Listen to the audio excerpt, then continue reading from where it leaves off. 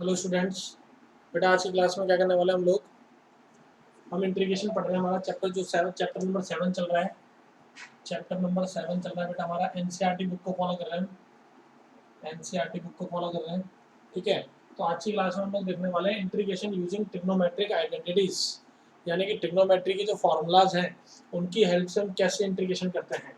तो देखो बेटा, सबसे पहले मैं आपको क्या करने वाला हूँ, जो बेसिक फॉर्मूलाज हैं वो यहाँ पे डिक्टेट कर रहा हूँ, जिससे कि आप लोग जब हम यूज़ करेंगे तो आप लोगों को आना चाहिए कि भाई कौन कौन से फॉर्मूला हमने यूज़ किए हैं बेटा, ठीक है। तो देखिए, सबसे पहला तो बेटा ये तो आपको सबको आता ही होगा, sign square x plus cos square x 1 होता है, या 1 माइनस साइन स्क्वायर एक्स क्या होगा, कॉस स्क्वायर एक्स हो जाएगा। या फिर आपके पास 1 माइनस कॉस स्क्वायर एक्स की बात करता हूँ तो क्या हो जाएगा, साइन स्क्वायर एक्स हो जाएगा। तो ये तो बिल्कुल बेसिक सा है, सभी को आता है। मैं रिवीजन के लिए फटाफट करा रहा हूँ आपको, ठीक है। सेकंड बेटा, 1 प्लस टेन स्क्वायर एक्स जो होता है वो आपका सेक स्क्वायर एक्स होता है, ठीक है। या फिर आप ऐसे समझ लीजिए, सेक स्क्वायर एक्स माइनस 1 क्या होता है, टेन स्क्वायर एक्स होता है। और कभी कभी इंपॉर्टेंट क्वेश्चन के अंदर यहाँ पर ये यूज आ जाता है, sec square x minus tan square x क्या हो जाएगा आपका, 1 होता है। सिमिलरली अगर हम बात करते हैं कोसेक स्क्वायर एक्स की बात करते हैं अगर हम लोग, तो 1 प्लस कॉट स्क्वायर एक्स क्या होता है बेटा हमारे पास, कोसेक स्क्वायर एक्स होता है। यहाँ से मैं बोल सकता हूँ cot square x is equal to 1 minus cosec square x minus का 1 हो जाता है, ठीक है। और अगर हम यहाँ देखते हैं तो इसको उधर ले जाएंगे तो हो जाएगा कोसेक स्क्वायर एक्स माइनस का cot square x is equal to में 1। तो ये तो कुछ बेसिक से फॉर्मूले होते हैं हमारे पास, ठीक है। इसके बाद तो आप लोगों ने ये तो पढ़ ही रखा है कि भाई जो टेन थीटा होता है वो होता है sine theta upon cos theta, और जो कॉट थीटा होता है वो होता है cos theta upon sine theta, यानी कि टेन थीटा और कॉट थीटा एक दूसरे के रेसिप्रोकल हो जाएंगे भाई। सिमिलरली 1 अपॉन साइन थीटा होता है कोसेक थीटा, और 1 अपॉन कोसेक थीटा होता है, या 1 अपॉन कॉस थीटा होता है, 1 अपॉन कॉस थीटा होता है सेक थीटा। तो ये सब तो आपने 10th क्लास में पढ़ ही रखा है बेटा। अब आगे बढ़ते हैं हम लोग, जो 11th में आप फॉर्मूले पढ़ के आए हो वो बहुत इंपॉर्टेंट है। चलिए इसको कॉपी कर लीजिए सारे बच्चे, फिर अगले फॉर्मूलाज पे आते हैं बेटा।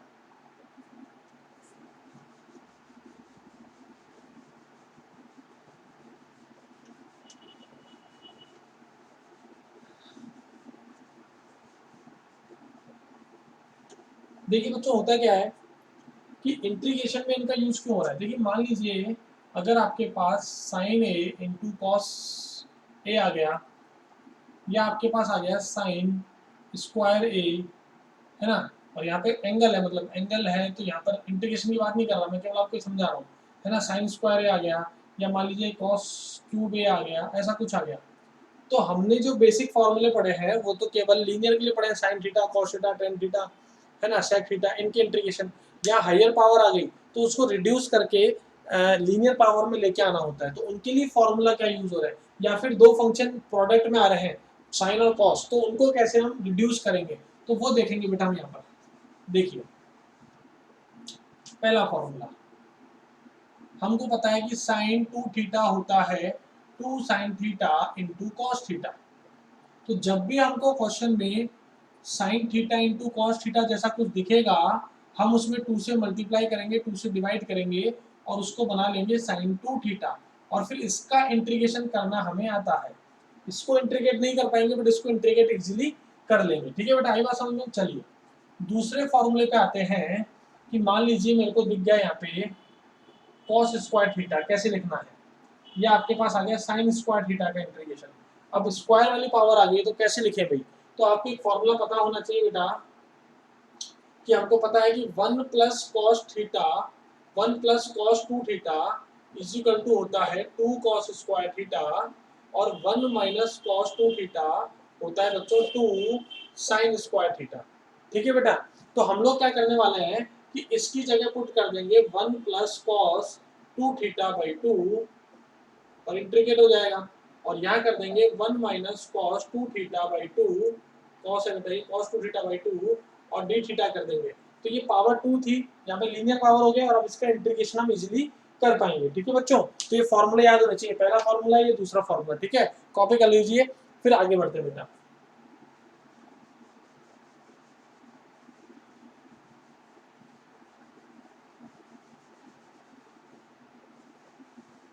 मान लीजिए आपसे पूछ लिया साइन क्यूब थीटा, या आपसे पूछ लिया कॉस क्यूब थीटा, तो अब आप इसको लीनियर में कैसे कन्वर्ट करेंगे? तो उसके लिए आपको पहले फॉर्मूला आना चाहिए साइन थ्री थीटा का। साइन थ्री थीटा होता है 3 साइन थीटा माइनस का 4 साइन क्यूब थीटा।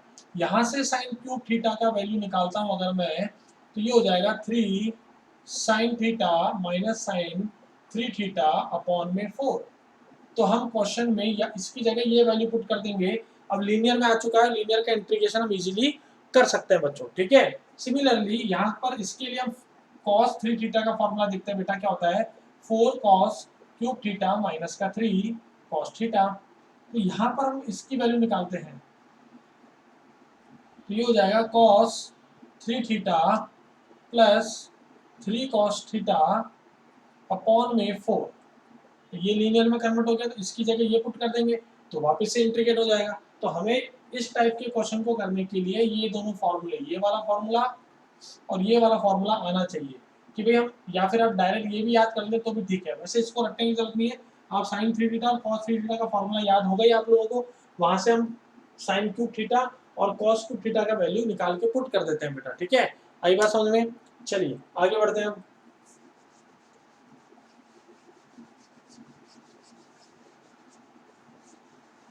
मान लीजिए ऐसा क्वेश्चन आ गया कि साइन की पावर 4x dx आ गया या कॉस की पावर 4x dx आ गया। अब क्या करें भाई?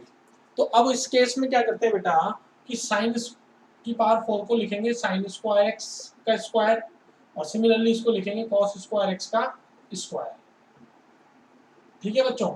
अब साइन स्क्वायर को वापस से लीनियर में लिखेंगे, तो साइन स्क्वायर को लीनियर में लिखने का तरीका मैंने आपको बताया था 1 माइनस कॉस 2x अपॉन 2 का स्क्वायर, और ये हो जाएगा 1 प्लस कॉस 2x अपॉन 2 का स्क्वायर। तो फिर फर्दर इसको ओपन करेंगे, फर्दर कॉस स्क्वायर आ जाएगा, उसको वापस से लीनियर में कन्वर्ट कर देंगे, क्वेश्चन हो जाएगा। तो ये वाला अप्रोच यूज करना है बेटा हमको, ठीक है। आई बात समझ में? चलिए यहाँ तक लिख लीजिए, अगला कंसेप्ट देखते हैं।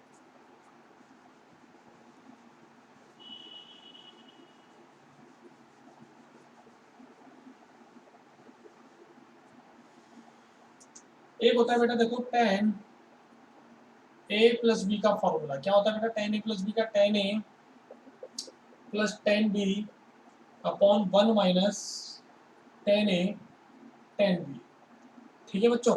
तो यहाँ पर इसको इंटीग्रेट करना है तो क्या होगा, देखो क्रॉस मल्टीप्लाई करते हैं एक बार हम लोग। tan a plus B minus का tan a plus B into में tan a इंटू में tan b is equal to tan a plus का tan b। तो यहाँ से देखो एक फॉर्मूला जनरेट कर रहा हूँ बेटा मैं, इसको उधर भेज रहा हूँ, इधर ला रहा हूँ राइट साइड को इधर। तो ये हो जाएगा tan a plus B minus tan a minus का tan b is equal to में tan a plus B into में tan a इंटू में tan b, ठीक है बच्चों। ये फॉर्मूला हमने जनरेट कर लिया है। तो यहाँ पर पता है क्या होगा, अगर मान लीजिए ये कह रहा है कि 3 tan एक साथ मल्टीप्लाई में आ रहे हैं और 2 एंगल का एडिशन तीसरा है, तो हम उनको अलग अलग करके ऐसे लिख सकते हैं। जैसे मान लीजिए इंटीग्रेशन आपके पास आ गया tan 7 theta into tan 3 theta into tan 4 theta, ठीक है। आपको इसका इंटीग्रेट करना है, तो देखो 3 थीटा tan थीटा मल्टीप्लाई में आ रहे हैं और 2 एंगल का एडिशन तीसरा एंगल आ रहा है, तो हम बड़े वाले एंगल को लिख देंगे एज इट इज और माइनस कर देंगे दोनों यूजिंग दिस फॉर्मूला, और फिर इसको इंटीग्रेट कर देंगे। तो वेरी सिंपल हो गया ये, अब डायरेक्ट इंटीग्रेट हो जाएगा बेटा, ठीक है। आई बात समझ में? चलिए कॉपी कर लीजिए, फिर आगे देखते हैं बेटा।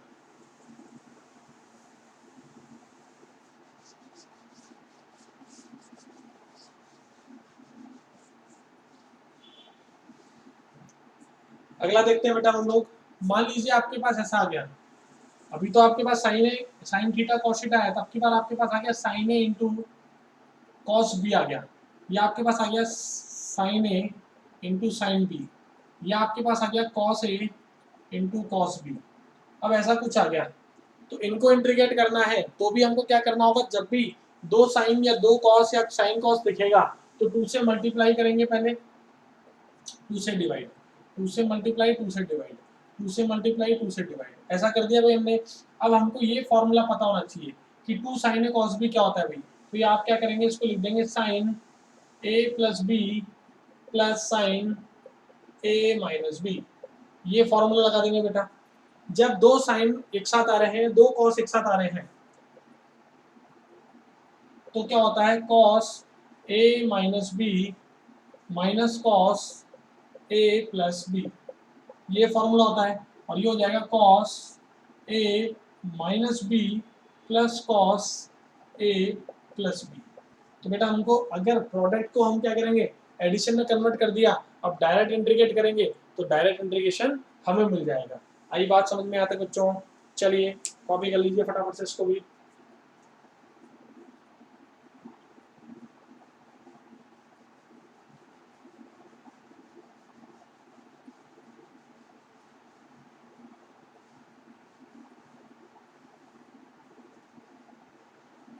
मान लीजिए हमसे ऐसा पूछ लिया कि भाई टेन क्यूब एक्स को इंटीग्रेट कीजिए, तो अब इसके लिए तो कोई फॉर्मूला है नहीं हमारे पास। हालांकि वैसे हम टेन थ्री थीटा के फॉर्मूले से निकाल लेंगे, बट वहां पर भी टेन स्क्वायर आएगा तो फिर वो दिक्कत करता है। तो हम इसको ऐसा लिख देंगे, तो क्या करेंगे, टेन एक्स लिख देंगे, इंटू में टेन स्क्वायर एक्स लिख देंगे। अब क्या करेंगे, टेन एक्स को एज इट इज रहने देते हैं, इसको लिख देंगे हम sec square x minus one. जो मैंने आपको शुरुआत में फॉर्मूला बताया था वो फॉर्मूला यहाँ यूज आ रहा है। अब इसको क्या करेंगे, दोनों को अलग अलग मल्टीप्लाई कर देंगे तो हो जाएगा टेन एक्स इंटू में sec square x D x minus का टेन एक्स डी एक्स। अब क्वेश्चन सॉल्व हो जाएगा कैसे, आप इसको टी बोलेंगे तो डी टी में चला जाएगा, और इसका तो डायरेक्ट फॉर्मूला में पता ही है, तो वहां से हमारा क्वेश्चन सॉल्व हो जाएगा। आइए क्या बात समझ बच्चों? तो इस तरह से क्या करना होगा बेटा, आप लोगों के सारे फॉर्मूले टिप्स पे होने चाहिए। जो भी ट्रिग्नोमेट्रिक फार्मूलाज मैंने आपको यहाँ पे समझाए हैं बेटा, बताए हैं, वो आपको आने चाहिए। चलिए एक इंपॉर्टेंट फार्मूला मुझे ध्यान आ रहा है, वो भी देख लेते हैं बेटा।